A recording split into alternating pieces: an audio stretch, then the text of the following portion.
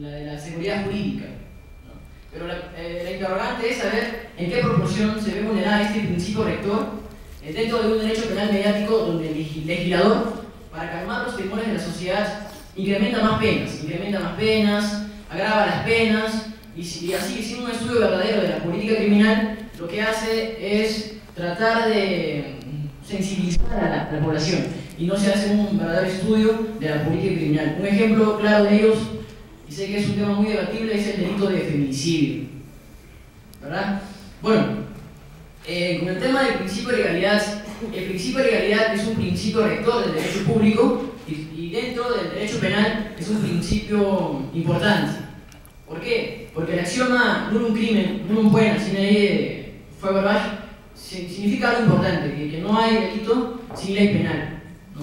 Vayamos de ese presupuesto, no hay delito sin ley penal. El encargado de dar las leyes, en este caso las leyes penales, son los legisladores. Y en este caso la crítica va hacia parte de ellos, porque todo empieza desde la creación de una ley penal, con este caso del delito de feminicidio, por ejemplo, ¿verdad? Es decir, de que el legislador no hace un verdadero estudio de la política criminal y solo se deja llevar por los hechos mediáticos que ocurren en la actualidad, ¿no? Es decir, por ejemplo, que recién, creo que el año pasado, lamentablemente la hija de un congresista tuvo que accidentarse para que el organismo, el Poder Legislativo y todos los organismos correspondientes se tuvieran que, en este caso, poner las pilas. Y la pregunta es, ¿se tiene que esperar algo todavía para que, en este caso, los legisladores tomen en cuenta su papel verdaderamente importante? Y es por eso, partiendo de este principio, no hay delito sin ley penal, encontramos este aspecto importante y una crítica al legislador. Dentro del Estado de Derecho, el derecho penal es un principio criminal, porque en un Estado de Derecho, en los derechos fundamentales, es inadmisible que se apliquen las leyes o que esas leyes estén en cuenta, no se den de acuerdo a las facultades. Es decir, no pueden en este caso ser creadas porque se lo decidió, porque uno decidió hacerlas, sino que tienen que pasar por un procedimiento. Y con lo concerniente a la política criminal, el actual director del Instituto Nacional Penitenciario, el doctor C. Pérez Guadalupe, señaló en una entrevista al diario El Comercio de que la única política criminal que se aplica en el Perú es la de incrementar las penas, agravando las penas y reducir los beneficios penitenciarios. Pero la interrogante es, ¿será correcto eso? ¿Será correcto de que incrementando las penas podemos cumplir una de las finalidades del régimen penitenciario establecidas tanto en la Constitución como en el Código Penal, ¿no? Es inadmisible verdaderamente que dentro de ese derecho penal mediático se estén creando leyes penales, ¿no?, solo basados en hechos mediáticos, sin un estudio verdadero, como en este caso del delito de feminicidio, por ejemplo. ¿Cómo es posible? Yo sé que ustedes son ya de diversos ciclos superiores y sé que ya tienen un poco más ese tema. ¿Cómo es posible que, bueno, había ya un delito de homicidio? ¿Cómo es posible de que, con el debido respeto a las mujeres, un hombre que lesiona a una mujer se denomine feminicidio? Pero, o sea, las mujeres no matan. Las mujeres, en este caso, si asesinan a un hombre, ¿cómo se llamaría, no? No sé, masculinicidio, por ejemplo. O quizás, con todo respeto, un homosexual que asesina a otro homosexual, no me quiero imaginar ni siquiera cómo se llamaría ese tipo penal, ¿no?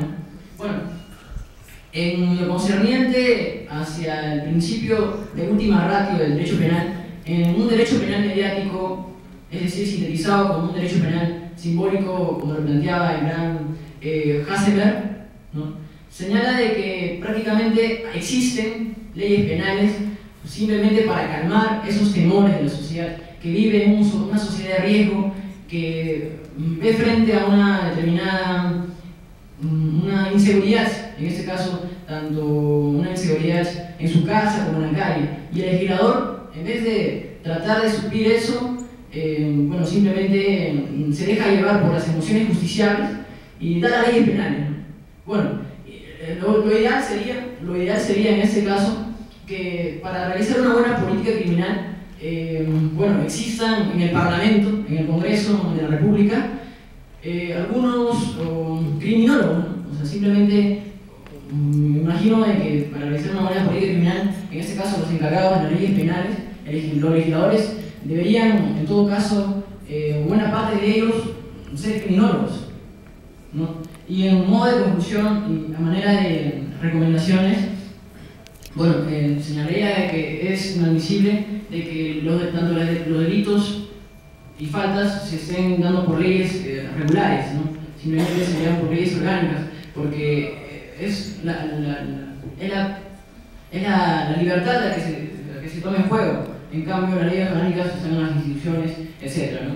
Bueno, agradecerlos a todos por su atención. Muchas gracias. A continuación, el jurado tiene 5 minutos para alguna inquietud, algún problema que quiera plantear. Bien, Alexander Izquierdo. En primer lugar, déjame felicitar. Cuarto ciclo, excelente. Empezaste más joven que yo. Bien, de las conclusiones y recomendaciones de tu trabajo, he podido notar una cosa. El derecho penal y mediático va más enfocado con el poder que tiene la prensa dentro del sistema jurídico, ¿no? Tanto que si tenemos un poder legislativo, un poder judicial o un poder ejecutivo, quizás la prensa hoy en día viene a constituir un cuarto poder. Y en parte, pues, la prensa es hoy en día una ayuda para la generación de leyes que muchas veces son ineficaces. Está bien, comparto en cierto modo, no en todo, tus apreciaciones. Muy bueno el ejemplo del feminicidio, pero habría que trabajar más porque es una teoría bastante discutida. No solamente hay que tener en cuenta que es una sola suposición del derecho penal mediático, sino también hay que tener en cuenta los cambios sociales que se dan dentro de nuestra ciudadanía. Así es, gracias por la observación y señalar también que los medios de comunicación en la actualidad toman de vida importancia, es decir, tanto en la creación de una ley penal y en el proceso penal, porque, bueno, en ese caso un proceso penal mediático, bueno, se cambian jueces, se cambian fiscales, solo simplemente por la prensa, ¿no? Y agradecer la observación. Estimado Jomer, mencionaste que era importante la labor de los criminólogos antes, ¿no?, para hacer un estudio previo sobre la realidad y después poder así llegar hasta el plano de lo legislativo. Pero cuando ya se ha llegado al plano de lo legislativo a raíz de un derecho penal mediático, ¿cuál sería esa herramienta o de qué modo el operador jurídico, como es el caso del juez y el fiscal, podría contrarrestar este derecho penal mediático? ¿Cómo crees tú que el juez y el fiscal pueden contrarrestar esto? Dentro de un derecho penal mediático. Sí. Ante un derecho penal mediático, por ejemplo, el delito de secuestro, los delitos de violación, el delito de feminicidio, ¿cómo podría operar el juez penal y el fiscal? ¿Cómo crees tú que ellos pueden hacer algo? No, pero porque en este caso los encargados de la criminalización primaria son los legisladores y de la criminalización secundaria recién son los jueces, abogados y fiscales, y todos se deben a una estructura, a un ordenamiento jurídico. Y bueno, si todo nace de una ley penal y nacen de los legisladores, simplemente los jueces y abogados tienen que acatar todo eso. ¿Sabes? La herramienta de la interpretación teleológica y la interpretación restrictiva. Una herramienta más fuerte que la que tienen los criminólogos incluso. Puedes trabajar después en ese sentido para completar tu trabajo. Gracias. Bien. Alexander, yo quisiera felicitarte por tu trabajo segundo año y en realidad la redacción que has utilizado es muy buena para el nivel. Yo solamente quisiera hacerte una aclaración. Tú has mencionado que en un Estado de Derecho se protegen derechos fundamentales.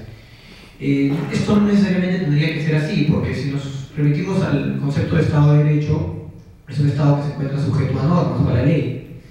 Entonces, si es un Estado o un gobierno absoluto, también podría estar sujeto a una ley, o se rige bajo la ley, pero no necesariamente podría estar protegiendo derechos fundamentales. Entonces, la protección de los derechos fundamentales no es asegurar en un Estado de Derecho, porque puede haber un Estado de Derecho que se rige bajo normas, pero estas normas no necesariamente sean constitucionales. Entonces, la aclaración vendría de que un Estado de Derecho no necesariamente asegura la protección de derechos fundamentales, como sí lo podría ser un Estado constitucional de derecho. Eso es todo. Felicitaciones. Gracias por la aclaración. Bueno, simplemente aclarar que, como estás en segundo año, hay que darte unas sugerencias en torno a cuando se analiza una determinada institución. Has tocado muchos temas, por ejemplo, has tocado el tema de principios y lo has vinculado con el principio de validad, con la ley y con algunas herramientas de la construcción. Lo que quería decirte es que el nivel de análisis es diferente cuando se hace en el plano de la construcción, que estamos a nivel de legislación, en el plano de la aplicación, cuando el juez o el fiscal tiene en cuenta todo esto. Tiene en cuenta ya la ley ya hecha, y a veces, por ejemplo, la sesión menciona el delito de feminicidio, en el que estuvimos presentes, por ejemplo, y en los audios se nota de que no hubieron fundamentos. Generalmente cuando se discutía, porque habían profesores penalistas y se trataba de darle razones penales, las señoritas encargadas de este proyecto no se salían y pretendían darle razones extrapenales. Entonces, a eso va mi comentario, ¿no? A veces el análisis de la aplicación es muy diferente y no se tiene en cuenta a veces lo que pasó. Y también nosotros los estudiantes, los encargados que estamos, a veces obviamos estos temas, porque las grabaciones están ahí, ¿no? Y a veces los proyectos, generalmente el que firma, se le puede identificar, es un profesor que viene a una charla, pero lamentablemente no se identifica como el autor de ese proyecto y no tenemos oportunidad de preguntarle. Te felicito porque para estar en cuarto ciclo, segundo año, espero que sigas avanzando en este laborioso tema y sí, para adelante nomás. Sí, aumentando en este caso sobre el delito de feminicidio, si no recordamos, la congresista María Cucuriza, del partido de Fujimori, ella fue en este caso la que originó todo eso, ¿no? Se dio en este caso un hecho mediático, es decir, que se asesinaban a mujeres cruelmente, y realmente en ese momento dentro del Parlamento se vio emociones más que todo que aspectos jurídicos.